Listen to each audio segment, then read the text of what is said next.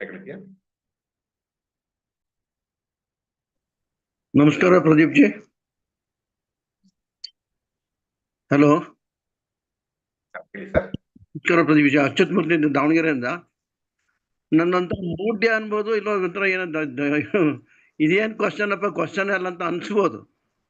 ಆದ್ರೆ ಎಲ್ಲಾ ಸರಿ ಇದ್ರು ಕೂಡ ವಿಭೀಷಣ ಪ್ರತಿಯೊಂದು ಪ್ರತಿಕೂಲ ಮಾರ್ಗದೊಳಗೆ ಇದ್ದ. ಆದ್ರೆ ಅವನು ಅಲ್ಲೇ ಇರ್ಬೇಕಾಯ್ತು. ಅವ್ನ್ ಇದರಿಂದ ಅಷ್ಟು ಭಕ್ತಿಯಿಂದ ಇದರಿಂದ ಒಳ್ಳೆ ಕಡೆ ಹೋಗ್ಬೋದಾಗಿತ್ತಲ್ಲ. ಯಾಕೆ ಅವನ ಅಣ್ಣನ ಜೊತೆಗೆ ಬೆನ್ನ ಹತ್ಕೊಂಡು ಕೂತ್ಕೊಂಡಿದ್ದ? ಇದು ಹಲವಾರು ಸರಿ ಅನ್ಸಂತ ನನಗೆ ಗೊತ್ತಿತ್ತು. ಯಾಕಂದ್ರೆ 3 ಜನರು ತಪಸ್ವಿಗಳಾಗಿ 3 ಜನರು ಬ್ರಹ್ಮನಿಂದ ಒಬ್ಬ 6 ತಿಂಗಳ ನಿದ್ದೆ ಬೇಕು ಅಂತ ಹೇಳಿ ತಮಸ್ಸಿನಲ್ಲಿದ್ರೆ, ಇನ್ನೊಬ್ಬ ತನಗೆ ಏನೇನ್ ಬೇಕು ಎಲ್ಲವನ್ನು ಗಳಿಸ್ಬೇಕು ಅನ್ನುವಂತಹ ರಜಸ್ಸಿನಲ್ಲಿದ್ದು ರಾವಣನಾದ. ಕುಂಭಕರ್ಣ ತಮಸ್ಸು, ರಾವಣ ರಜಸ್ಸು. ಸತ್ವಕ್ಕೆ ಒಂದು ಪ್ರತಿನಿಧಿಯಂತೆ ಇವನು ನಾನು ಎಂದೂ ಕೂಡ ಧರ್ಮವನ್ನು ಮೀರದಂತೆ ಇರ್ಲಿ ಅನ್ನುವಂಥದ್ದೇ ವರವನ್ನ ಕೇಳಿದಂಥದ್ದು. ಅದನ್ನ ಪಡೆದ ಕೂಡ. ಇಷ್ಟನ್ನ ಪಡೆದಾಗ ಅವನು ಯಾಕೆ ಅದನ್ನ ಬಿಟ್ಟು ಬರ್ಲಿಲ್ಲ ಅಂತಂದಾಗ, ನಮ್ಮ ದೇಶದಲ್ಲಿ ಇಲ್ಲೇ ಆಗ್ಲಿ ದೇರ್ ಆರ್ 2 ways. ಯಾವಾಗ ಸಿಸ್ಟಮ್ ಹಾಳಾಗ್ತಾ ಇದೆಯೋ, ಸಿಸ್ಟಮ್ ಹಾಳಾಗ್ತಾ ಇದ್ದಾಗ ಸಿಸ್ಟಮ್ ನ ಬಿಟ್ಟು ಬರುವಂಥದ್ದು ಒಂದು. ಇನ್ನೊಂದು ಸಿಸ್ಟಮ್ ಅಲ್ಲೇ ಇದ್ದು ಸಿಸ್ಟಮ್ ಅನ್ನು ಪರಿವರ್ತನೆ ತರಕ್ಕಾಗತ್ತಾ ಅನ್ನುವಂಥ ಪ್ರಯತ್ನ ಮಾಡುವಂಥದ್ದು. ಹಾಗಾಗಿ ವಿಭೀಷಣ ಮೊದಲು ಆ ಪ್ರಯತ್ನವನ್ನ ಮಾಡ್ದ. ಅಣ್ಣನ್ ಹೆಂಗಾರು ಒಂದು ಬುದ್ಧಿಯನ್ನ ಹೇಳಿ, ಹೇಗಾರು ಒಂದು ಸ್ವಲ್ಪ ಸರಿ ಮಾಡಿ. ಯಾಕೆಂದ್ರೆ ಅಣ್ಣ ಬದಲಾದ್ರೆ ಇಡೀ ಲಂಕೆ ಬದಲಾಗುತ್ತೆ. ಹಾಗಾಗಿ ಅವನ ಜೊತೆ ಇದ್ದು ಒಂದಷ್ಟು ವಿಚಾರಗಳನ್ನು ಹೇಳ್ತಾ ಪ್ರಯತ್ನ ಮಾಡಿ ಮಾಡಿ ಮಾಡಿ ಮಾಡಿ ಇಟ್ಟ. ಯಾವಾಗ ವಿಪರೀತಕ್ಕೆ ಹೋಯ್ತೋ, ಸೀತೆಯನ್ನ ಕತ್ಕೊಂಡ್ ಬಂದು ಅಲ್ಲಿ ಮಾಡಿ ಆಮೇಲೆ ಹನುಮಂತನನ್ನು ಮಾಡ್ರ, ಯಾವಾಗ ವಿಪರೀತಕ್ಕೆ ಹೋಯ್ತೋ ಆಗ ತಡೆಯಕ್ಕಾಗಿಲ್ಲ. ಇನ್ನೊಂದು, ರಾವಣನ ಶಕ್ತಿ ಗೊತ್ತಿರುವಂತಹದ್ದೇ. ರಾವಣನ ವಿರುದ್ಧ ಹೋದ್ರೆ ಏನಾಗಬಹುದು? ಮುಂಚೆ ರಾಮ ಇದ್ದ ಅನ್ನುವಂತಹದ್ದು, ರಾಮನಿಗೆ ರಕ್ಷಣೆ ಕೊಡ್ತೇನೆ ಅನ್ನೋಂಥದ್ದು ಗೊತ್ತಿಲ್ಲ. ರಾವಣನ ವಿರುದ್ಧ ಹೋಗಿ ಪ್ರಾಣವನ್ನ ಕಳ್ಕೊಂಡ್ರೆ ಅದು ಕೂಡ ಭಯ. ಸೊ ಹಾಗಾಗಿ ಭಯವೂ ಇದೆ, ಇನ್ಸೆಕ್ಯೂರಿಟಿ ಎಲ್ಲವೂ ಇದೆ. ಅಲ್ಲಿ ರಾಮನನ್ನು ರಕ್ಷಿಸ್ತಾನೆ ಎನ್ನುವಂತಹ ದೃಢ ವಿಶ್ವಾಸ ಬಂದಿದ್ದು ಯಾವಾಗ? ವಿಭೀಷಣ, ಹನುಮಂತ ತುಮರೋ ಮಂತ್ರ ವಿಭೀಷಣ ಮಾನ. ಹಾಗಾಗಿ ಅಲ್ಲಿಯವರೆಗೂ ಅಲ್ಲೇ, ಹೇಗೆಂದ್ರೆ ಹಲ್ಲು ಬಿಗಿದು ಅಲ್ಲೇ ಇರೋದು ಅಂತ ಹೇಳ್ತಾರಲ್ಲ, ಆ ರೀತಿಯ ಅಲ್ಲೇ ಪ್ರಯತ್ನ ಪಟ್ಟ. ಯಾವಾಗ ಒಂದು ವಿಶ್ವಾಸ ಸಿಕ್ತು ಹೊರಟ. ಈ ದೃಷ್ಟಿಯಲ್ಲಿ ಒಂದು ಸರಿ ಸಿಸ್ಟಮ್ ಒಳಗಿದ್ದು ಪ್ರಯತ್ನ ಮಾಡುವಂಥದ್ದು. ಯಾವಾಗ ವರ್ಕ್ ಆಗಲ್ಲ ಆಗ ಸಿಸ್ಟಮ್ ಇಂದ ಹೊರಗೆ ಬಂದು ಅದಕ್ಕೆ ಯಾವ ರೀತಿ ಸರಿ ಮಾಡಬೇಕು ಆ ರೀತಿ ಮಾಡಿ ಮುಂದೆ ಮಾಡ್ಬೇಕು. 4 ರೀತಿಯ ಸೇವಕರು. ಯಾವ್ದೋ ಪ್ರಶ್ನೆ ಬಂತು, ನಂಗೆ ಓದಕ್ಕಾಗಿಲ್ಲ. ಸ್ನೇಹಾಜಿ ಅಥವಾ ಪ್ರದೀಪ್ ಜಿ ಏನೋ ಬಂತು, ನೋಡ್ತಾರೆ ಪ್ರಶ್ನೆ.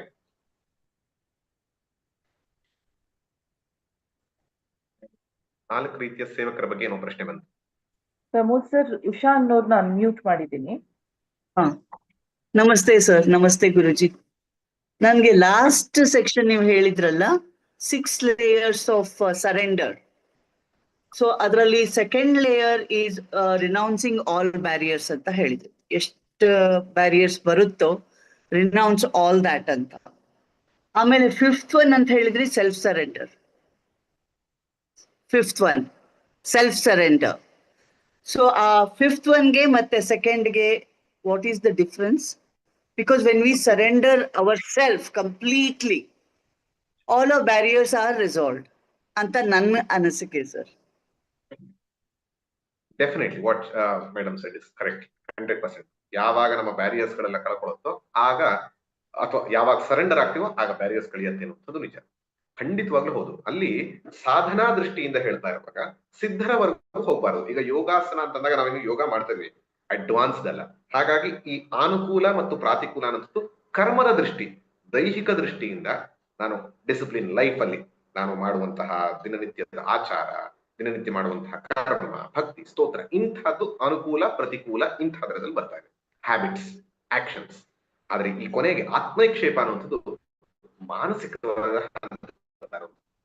ಸೊ ಈ ಎರಡು ಕೂಡ ಮ್ಯಾನಿಫೆಸ್ಟೇಷನ್ ಡಿಫ್ರೆಂಟ್ ಲೇಯರ್ಸ್ ಬಿಟ್ರೆ ಆಲ್ಮೋಸ್ಟ್ ದ ಸೇಮ್.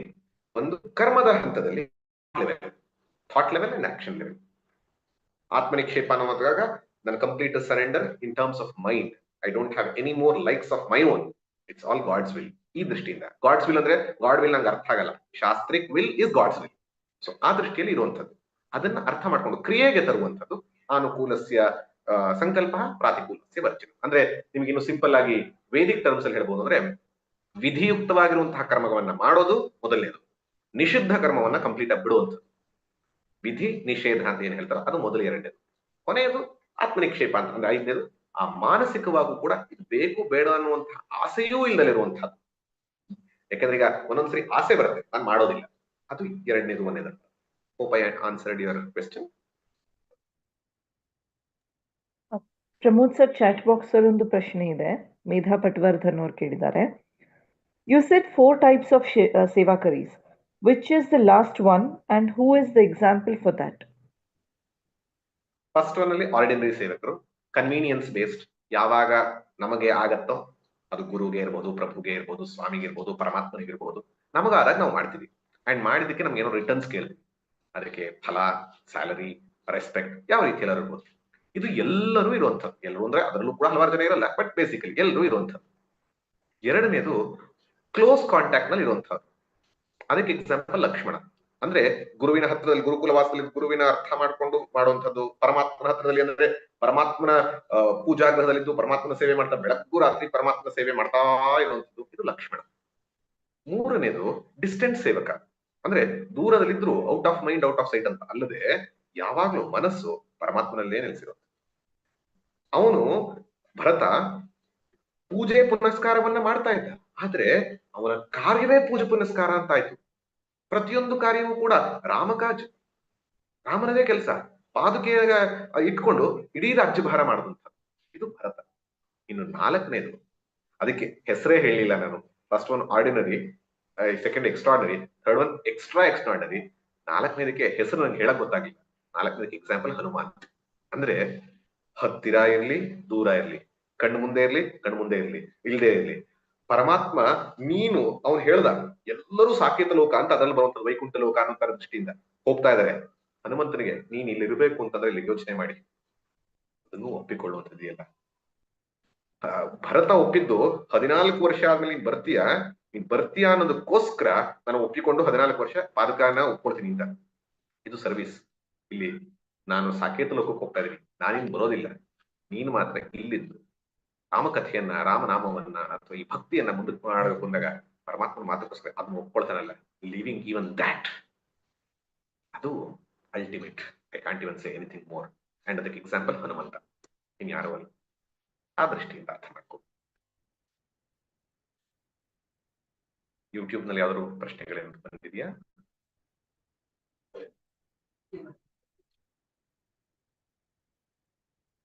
ಅಥವಾ ಇಲ್ಲೇ ಯಾರು ಬಂದಿದ್ವಾ? ನಮಸ್ಕಾರ ಸರ್, ನಾನು ಶಿವಕುಮಾರ್ ಅಂತ ಮೈಸೂರಿಂದ ಮಾತಾಡ್ತಾ ಇರೋದು ಸರ್. ತುಂಬಾ ಚೆನ್ನಾಗಿ ಎಲ್ಲ ತಿಳಿಸ್ಕೊಟ್ರಿ ಸರ್. ಅದರಲ್ಲಿ ಲಾಸ್ಟ್ ಅಲ್ಲಿ ಷಡ್ವಿಧ ಶರಣಾಗತಿ ಅಂತ ತಾವು ಹೇಳಿದಾಗ ಅದರಲ್ಲಿ ಒಬ್ಬ ಈ ಏನ್ ಸ್ಟೆಪ್ಸ್ ಹೇಳಿದಿರಲ್ಲ ತಾವು, ಆ ಸ್ಟೆಪ್ಸ್ ಎಲ್ಲ ಫಾಲೋ ಮಾಡೋದಕ್ಕೆ ಇಲ್ಲಿ ಲೌಕಿಕದಲ್ಲೂ ಇರಬೇಕು ಅಂತ ಆಗತ್ತೆ, ಅದನ್ನ ಫಾಲೋನು ಮಾಡಬೇಕು ಅಂತ ಆಗತ್ತೆ. ಈಗ ನಾವು ಹನುಮಂತನಾಗ್ಲಿ ಅಥವಾ ವಿಭೀಷಣನಾಗ್ಲಿ ತಗೊಂಡಾಗ ಅವ್ರಿಗೆ ಯಾವ ಬ್ಯಾರಿಯರ್ಸ್ ಇರಲಿಲ್ಲ, ಯಾವ ಲೌಕಿಕದ್ದು ಇರಲಿಲ್ಲ. ಬಟ್ ವಿಭೀಷಣ್ಗೂ ಅಷ್ಟೇ ಹಾಗೆ ಇತ್ತು. ಹಾಗಾಗಿ they could able to surrender 100%. But for a common person who stays in the life, ಅವರಿಗೆ ಸಂಕಲ್ಪ ಮಾಡ್ಕೊಳ್ತಾರೆ, ಎಲ್ಲರೂ ಮಾಡ್ಕೊಳ್ತಾರೆ, ಅದನ್ನ ಫಾಲೋ ಮಾಡೋಕ್ಕೂ ಟ್ರೈ ಮಾಡ್ತಾರೆ. ಬಟ್ ಈ ಡಿಸ್ಟರ್ಬೆನ್ಸ್ ಬಂದಾಗ ಕೆಲವನ್ನ ಮಾಡೋಕ್ಕಾಗಲ್ಲ. ಅವಾಗ ಏನಾಗುತ್ತೆ, ಏನು ಗಿಲ್ಟ್ ಸ್ಟಾರ್ಟ್ಸ್, ನಾನು ಅದು ಮಾಡ್ತಿಲ್ಲ, ಹೌ ಟು ಅಚೀವ್ ದಿಸ್ ಅನ್ನೋದೇ ಒಂದು ದೊಡ್ಡ ಬ್ಯಾರಿಯರ್ ಆಗೋಗುತ್ತೆ. So how to overcome all these things to achieve the 100% surrenderness. ಈ ಆರನ್ನು ಹೇಳ್ಬಿಟ್ಟು ಮಾಡೋದು ಪ್ರಾಕ್ಟಿಕಲ್ ಆಗಿ ಹೇಗೆ ಸಾಧ್ಯ? ಹನುಮಂತ ವಿಭೀಷಣರೇನೋ ಮಾಡ್ಬಿಟ್ರು ಅಂತ ಅವರಂದ್ರು. ಹನುಮಂತ ವಿಭೀಷಣರಿಗೆ ಅದೆಲ್ಲವೂ ಸುಲಭ ಇತ್ತು ಅಂತ ನಾವ್ ಇವತ್ತೇ ನೋಡಿದ್ವಿ. ವಿಭೀಷಣನ ಪರಿಸ್ಥಿತಿ ನಮ್ಮ ಪರಿಸ್ಥಿತಿ ಲೆಕ್ಕ ಹಾಕಿದ್ರೆ ಅವನು ಲೌಕಿಕದಲ್ಲಿರ್ಲಿಲ್ವಾ? ಅವನು ರಾಜನ ಲಂಕಾಧಿಪತಿಯ ರಾಜಕುಮಾರನಂತೆ ಇದ್ದಂಥವನು, ಅಲ್ಲಿಯ ಒಂದು ನಿರ್ವಹಣೆ ಮಾಡ್ತಾ ಇದ್ದಂಥವನು, ಆ ರೀತಿಯ ಅಡ್ಮಿನಿಸ್ಟ್ರೇಟರ್ ಲೆವೆಲ್. ಹನುಮಂತ ಸುಗ್ರೀವನ ಮಿನಿಸ್ಟರ್, ಅಡ್ಮಿನಿಸ್ಟ್ರೇಷನ್ ಲೆವೆಲ್. ಇವತ್ತು ನಾವು ಏನು IAS ಅಂತೀವಿ, ಆ IAS ಒಂದು ಡಿಸ್ಟ್ರಿಕ್ಟ್ಗೆ, ಅದು ಇಡೀ ಕಿಂಗ್ಡಮ್ಗೆ ಅಂತ ಲೆಕ್ಕ ಹಾಕೊಳ್ಳಿ. ಅಡ್ಮಿನಿಸ್ಟ್ರೇಟಿವ್ ಸರ್ವಿಸ್ ಇದ್ದಂತ ಹನುಮಂತ ಬ್ರಹ್ಮಚಾರಿ, ವಿಭೀಷಣ ಹೆಂಡತಿ ಮಕ್ಕಳಿದ್ದಂಥವನು, ಲೌಕಿಕದಲ್ಲಿರ್ಲಿಲ್ವಾ? ಇದ್ದ. ಯಾವ ಯಾವ ರೋಲ್ಸ್ ನಮ್ಗಿದೆ ಅಂತೀವೋ ಅದೆಲ್ಲ ರೋಲ್ಸ್ ಅವ್ರಿಗೂ ಇತ್ತು, ಅದೆಲ್ಲ ಇಟ್ಕೊಂಡು ಮಾಡಿದ್ರು. ಆದ್ರಿಂದನೇ ಅವ್ರನ್ನ ಮಹಾಪುರುಷರು ಅನ್ನೋದು. ಎಲ್ಲವೂ ಇಲ್ದಲೇ ಇದ್ದಾಗ ಮಾಡೋದಲ್ಲ. ನಾವು ಮೊದಲನೇ ದಿನನೇ ಹನುಮಂತನ ನೋಡಿದಾಗ ವಿಶೇಷತೆ ಅಂದಾಗ ಹನುಮಂತ ಇದನ್ನೆಲ್ಲ ಮಾಡೋದಕ್ಕೆ ಸಾಧ್ಯ ಆಗಿದ್ದು, ಇಷ್ಟು ಬ್ಲೆಮಿಶ್ಲೆಸ್ ಆಗಿರೋದಕ್ಕೆ ಸಾಧ್ಯ ಅವನು ಜಗತ್ತಿನ ಜೊತೆ ವ್ಯವಹರಿಸಲಿಲ್ಲ ಅಂತಲ್ಲ. he was completely involved in politics, he was completely involved in battle, war, strategy, crisis management, ambassadorship. ಇಷ್ಟು ಎಲ್ಲದರಲ್ಲೂ ಇದ್ದು ಲೌಕಿಕದಲ್ಲಿ ಜಗತ್ತಿನಲ್ಲಿ ಇದ್ದು ಅದಕ್ಕೆ ಅಂಟ್ಕೊಳ್ಳೋದಲ್ಲ ಇರೋದು. ಹಾಗಾಗಿ ಇವನ್ ನಾನು ಇವತ್ತು ಅದನ್ನೇ ಹೇಳಿದ್, ಮುಖ್ಯವಾಗಿ ವಿಭೀಷಣನ್ನು ಕಲಿಯುವಾಗ ನಾವು ನೋಡಬೇಕಾದ್ರು ಅಂತಹ ಪರಿಸ್ಥಿತಿಯಲ್ಲಿ he could survive, he could hold on to his ಸಾಧನ. ಅವನ ಸಾಧನೆಗೆ ಅವನು ನಿಶ್ಚಯವಾಗಿರಬಹುದು. ಅಂದ್ರೆ ನಾವು ಎಕ್ಸ್ಕ್ಯೂಸ್ ಕೊಡ್ತಾ ಇದೀವಿ ಅಂದ್ರೆ, ನಾನು ತಪ್ಪು ಅಂತ ಹೇಳಲ್ಲ, ನಮ್ಮ ಗೋಲ್ ನಮ್ಗೆ ಇನ್ನೂ ನಿಶ್ಚಯವಾಗಿ 100ಕ್ಕೆ 100 ಬೇಕು ಅಂತಿಲ್ಲ. ನಮಗೆ 100ಕ್ಕೆ 100 ಬೇಕು ಅಂತಿದ್ರೆ we will somehow do it. Imagine, ನಿಮ್ಮ ಮಗ ಯಾರೊಬ್ಬ ಇದ್ದಾನೆ, ಅವನು IASಗೋ IITಸ್ಗೋ ಪ್ರಿಪೇರ್ ಆಗ್ಬೇಕು ಅಂತ ಇದ್ದಾರೆ. ನೀವು ಅವನಿಗೆ ಯಾವ ರೀತಿ ಹೇಳ್ತೀರಾ? ಅದನ್ನೇ ಎಕ್ಸಾಂಪಲ್ ಇಟ್ಬಿಡಿ, ಸಿಂಪಲ್ ಎಕ್ಸಾಂಪಲ್. IIT ಕ್ಲಿಯರ್ ಆಗ್ಬೇಕು, ನೀವೇನು ಹೇಳ್ತೀರಾ? ನೀನ್ 2 ವರ್ಷ ತಪಸ್ಸಿನಂತೆ ಜೀವನ ಮಾಡ್ಬೇಕು. ಏನ್ ಮಾಡ್ಬೇಕು? ಯಾವಾಗ್ಲೂ ಟ್ಯೂಷನ್ ಹೋಗು, ಮನೆಗೆ ಬಂದು ಓದು, ಎಕ್ಸಾಮ್ಸ್ ತಗೋ, ಮಾಕ್ ಟೆಸ್ಟ್ ತಗೋ, ಏನೇನ್ ಅದಕ್ಕೆ ಉಪಯೋಗ ಆಗುತ್ತೋ ಅದನ್ನೆಲ್ಲ ಮಾಡು. ಅನುಕೂಲಸ್ಯ ಇದು ಸಂಕಲ್ಪ, ಪ್ರಾತಿಕೂಲಸ್ಯ ವರ್ಜನ. ಅಂಡ್ ಅದನ್ನ ಮಾಡುವಾಗ ಅಪ್ಪಿ ತಪ್ಪಿನೂ ಡಿಸಿಪ್ಲಿನ್ ಬಿಡಬಾರ್ದು, ಟೈಮ್ ಟೇಬಲ್ ಇಟ್ಕೊಂಡಂಗ್ ಮಾಡ್ಬೇಕು, ಬೆಳಗ್ಗೆ ಏಳ್ಬೇಕು. ಎಲ್ಲ ಒಂದು ದಿನ ಬಿಟ್ರು ನಾವೇ ಬೈತೀವಿ, no should not do it ಅಂತ ಅನ್ಬಿಟ್ಟು. ಪ್ರಾತಿಕೂಲಸ್ಯ ವರ್ಜನ. ಫ್ರೆಂಡ್ಸ್ ಯಾರೋ ಒಬ್ರು ಪಾರ್ಟಿ ಕರೀತಾರೆ, ಮೂವಿ ಕರೀತಾರೆ, ಇನ್ಯಾವುದೋ IPL ಮ್ಯಾಚ್ ಬರುತ್ತೆ, ನೋ ನಿನಗೆ ಇದು ಇಂಪಾರ್ಟೆಂಟ್, ಇದನ್ ಮಾಡು. ಪ್ರಾತಿಕೂಲಸ್ಯ ವರ್ಜನ. ನೆಕ್ಸ್ಟ್ ಬರುವಂತದ್ದು ಮುಖ್ಯವಾಗಿ ಏನ್ ಬರುತ್ತೆ ಅಲ್ಲಿ? ರಕ್ಷಶಿಷ್ಯತೆ, ಅಂದ್ರೆ ನೀನು ಮಾಡಿದಂತಹ ಕೆಲಸ ನಿನ್ನ ರಕ್ಷಿಸುತ್ತೆ ಅನ್ನುವಂತಹ ಭಾವ ಇಟ್ಬೇಕಾದ್ರೆ ಅಲ್ಲಿ ನಾವು ಪರಮಾತ್ಮ ಅಂತೆಲ್ಲ ಹೇಳೋದಕ್ಕೆ ಹೋಗೋದಿಲ್ಲ. ಮಕ್ಕಳಿಗೆ ಹೇಳುವಾಗ ನೀನ್ ಮಾಡಿದ್ರೆ ಕೆಲಸ ಎಫರ್ಟ್ಸ್ಗೆ you will get results, have that. ಈ ರೀತಿಯಲ್ಲಿ ಬರ್ತಾ ಇಷ್ಟೆಲ್ಲ ಆದ್ಮೇಲೆ ಕೊನೆಗೇನು? ಇಷ್ಟೆಲ್ಲ ಪ್ರಯತ್ನ ಮಾಡು, ಕೊನೆಗೆ ಪ್ರೀತಪ್ಪಿ ಆಗಿಲ್ಲ ಅಂದ್ರೆ ಡೋಂಟ್ ವರಿ, IIT ಆಗಿಲ್ಲ ಅಂದ್ರೆ ನಿಂಗೆ ಇಲ್ಲಿ ಕರ್ನಾಟಕದಲ್ಲಿ ಒಳ್ಳೆ NIT ಸಿಗತ್ತೆ ಅಥವಾ ಒಳ್ಳೆ ಕಾಲೇಜ್ ಸಿಗುತ್ತೆ, ಡೋಂಟ್ ವರಿ. ಇಷ್ಟೆಲ್ಲಾದ್ರೂ ನಾನು ಮಾಡಿದಂತ ಗರ್ವ ಇಟ್ಕೋಬೇಡ. ಸಣ್ಣದಾದಂತಹ IIT, IIM, CAT ಅಥವಾ IASಗೆ ನಾವು ಎಕ್ಸ್ಪೆಕ್ಟ್ ಮಾಡ್ತೀವಿ ಡಿಸಿಪ್ಲಿನ್ ಅಂತ. ಸಾಧನೆ ಯಾವುದಕ್ಕೆ? ರಾಮ ಅಂದ್ರೆ ಇನ್ಫಿನಿಟ್ ಹ್ಯಾಪಿನೆಸ್, ಅದಕ್ಕೆ ಮಾಡಬೇಕಲ್ವಾ? I am definitely understanding. ಇದನ್ನ ಹೇಳೋದು ಸುಲಭ, it's easier said than done. ನೀವು ಹೇಳಿದ ಹಾಗೆ ಹಲವಾರು ಸರಿ ನಾನೇ ಪ್ಲಾನ್ ಇಟ್ಕೊಳ್ತೀನಿ, ಮಾಡ್ಬೇಕು ಅನ್ಕೋತೀನಿ, ಆದ್ರೆ ಅಪ್ಪಿ ತಪ್ಪಿ ಮಾಡಕ್ ಆಗ್ಲಿಲ್ಲ ಅಂದಾಗ ಗಿಲ್ಟ್ ಬರುತ್ತಾ? ಡೆಫಿನೆಟ್ಲಿ ಬರುತ್ತೆ. ಆ ಯಾವುದಕ್ಕೆ ಪ್ರೇರಣೆ ಕೊಡುತ್ತೆ? ಗಿಲ್ಟ್ ಬಂದು ಅಯ್ಯೋ ಮಾಡ್ಲಿಲ್ಲ ಅಂತ ನೆಕ್ಸ್ಟ್ ದಿನಾನು ಮಾಡ್ದಲೇ ಇರ್ತೀನೋ, will I redouble my efforts? ನಾನು ಮಾಡ್ಲಿಲ್ವಲ್ಲ, ಹಂಗಾರೆ ಈ ದೇಹ ಇವತ್ತು ನನ್ನ ಮಾತನ್ನು ಕೇಳಲಿಲ್ಲ, ಈಗ ಇವತ್ತು ಈ ದೇಹಕ್ಕೆ ಪನಿಷ್ಮೆಂಟ್ ಏನು? ದಿನ 1 ಗಂಟೆ ಧ್ಯಾನ ಮಾಡ್ತೀನಿ, ಇವತ್ತು 1.5 ಗಂಟೆ ಧ್ಯಾನ ಮಾಡ್ತೀನಿ. ದಿನ ಇವತ್ತು ನಾನು ಮಾಡ್ಲಿಲ್ವಲ್ಲ, ನಾನು ಉಪವಾಸ. ಈ ದೇಹಕ್ಕೆ ತಿಳಿಸ್ಬೇಕು, ಅಪ್ಪಿ ತಪ್ಪಿ ನೀನು ಮಿಸ್ ಮಾಡಿದ್ರೆ ನಿನಗೆ ಒಂದು ಶಿಕ್ಷೆ ಇದೆ ಅಂತ ಹೇಳಿ. ಆ ರೀತಿಯಲ್ಲಿ ವ್ರತಾಚರಣೆಗಳನ್ನ ಮಾಡೋದ್ರ ಮೂಲಕ ಅದಕ್ಕೆ ನಾವು ಶೋಷಣೆ ಮಾಡೋದಲ್ಲ, ದೇಹದ ಶೋಷಣೆ ಮಾಡೋದಲ್ಲ. ಹಾಗಂತ ದೇಹನ ಸುಮ್ಮನೆ ಪ್ಯಾಂಪರ್ ಮಾಡದೆ ಅದಕ್ಕೆ ಯಾವ ರೀತಿ ಬೇಕೋ ಅದಕ್ಕೆ ಡಿಸಿಪ್ಲಿನ್ ತರೋದಕ್ಕೆ we should have mastery over it. ಆ ರೀತಿ ಮಾಡಿದ್ರೆ ಸಾಧನೆ ಖಂಡಿತವಾಗ್ಲೂ ಆಗುತ್ತೆ. ಒಂದೊಂದ್ಸರಿ ಮಿಸ್ ಆಗಬಹುದು, ಮಿಸ್ ಆದಾಗ we should readable hour efforts, we should not get. ಅದನ್ನೇ ಕುಮತಿ ನಿವಾರ ಸುಮತಿಗೆ ಸಂಗಿ, ಈ ತರದ್ ಬರುತ್ತೆ. ರಿಗ್ರೆಟ್ ಬರುತ್ತೆ, ಗಿಲ್ಟ್ ಬರುತ್ತೆ, ಆಗದಿಲ್ಲ ಅಂತ ಅನ್ಸುತ್ತೆ, ಇಷ್ಟು ಮಾಡಿದ್ರು ಯಾಕೋ ಇಷ್ಟೇ ಹೋಗ್ತಾ ಇದೀನಿ ಅನ್ಸುತ್ತೆ, ಎಲ್ಲ ಬರುತ್ತೆ. ಅದಕ್ಕೆಲ್ಲ ಸುಮತಿಗೆ ಸತ್ಸಂಗ, ಸಾಧಕರ ಜೊತೆ ಮಿಲನ, ಗುರುಗಳ ಜೊತೆ ಮಾತಾಡೋದು, ಶಾಸ್ತ್ರವನ್ನ ಸದಾ ಹಿಡಿದಿಟ್ಟು ಇದನ್ನ ಮಾಡಿದ್ರೆ ಖಂಡಿತವಾಗ್ಲೂ ಮುಂದಕ್ಕೆ ಹೋಗ್ಲಿಕ್ಕೆ ಸಾಧ್ಯ. These are all practical tips I'm telling. I'm not telling any theoretical. Stay with Shastra, stay with Guru, stay with sadhakas. Discuss and be on the strict to yourself.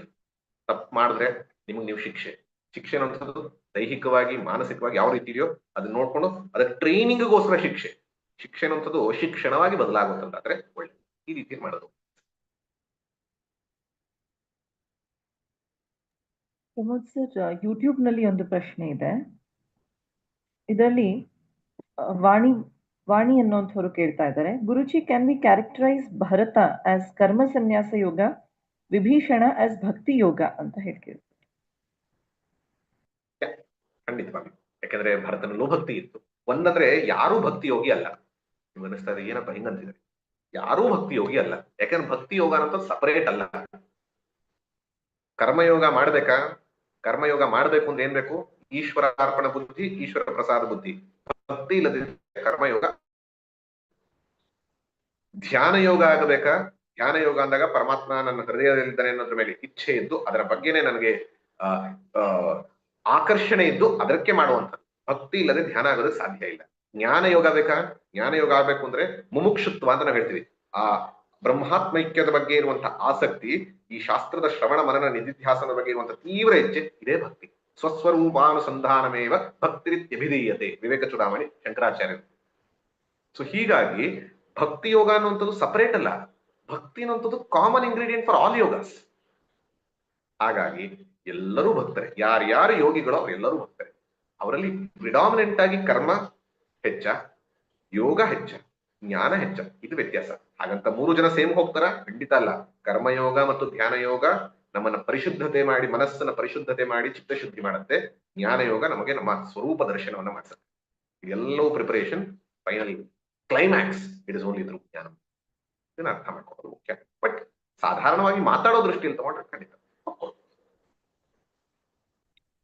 Pramod sir, ಇನ್ನೂ ಪ್ರಶ್ನೆಗಳಿದೆ, ಆದ್ರೆ 8 ಗಂಟೆ ಆಗಿದೆ. ಇವತ್ತು 8 ಗಂಟೆ ಸಂದರ್ಭ ಕಂಟಿನ್ಯೂ ಮಾಡೋಣ. 4 ದಿನ complete ಆಗಿದೆ, ಇನ್ನು 3 ದಿನ ಬಾಕಿ ಇದೆ. ನಾಳೆಯಿಂದ ಇನ್ನು ಮುಂದಕ್ಕೆ ಇನ್ನು ಹನುಮಾನ್ ಚಾಲೀಸ ನಮಗೆ ಹೇಗೆ ಸಾಧನಾ ಪ್ರದೀಪಿಕೆಯಾಗಿ ನಮ್ಮ ಕೈ ಹಿಡಿದು ನಡೆಸುತ್ತೆ, ನಾವು ಅದರಿಂದ ಏನೇನು ಕಲಿಬಹುದು ಅನ್ನೋದನ್ನ ನೋಡೋದಕ್ಕೆ ಹೋಗೋಣ. ಎಲ್ಲರಿಗೂ ಧನ್ಯವಾದ. ಸ್ನೇಹ.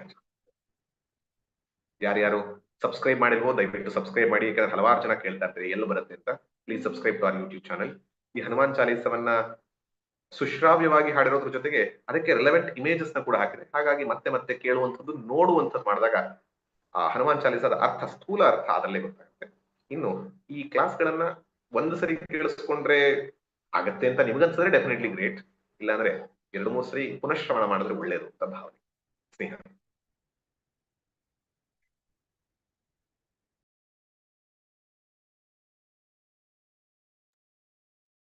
ಧನ್ಯವಾದಗಳು ಪ್ರಮೋದ್ ಸರ್.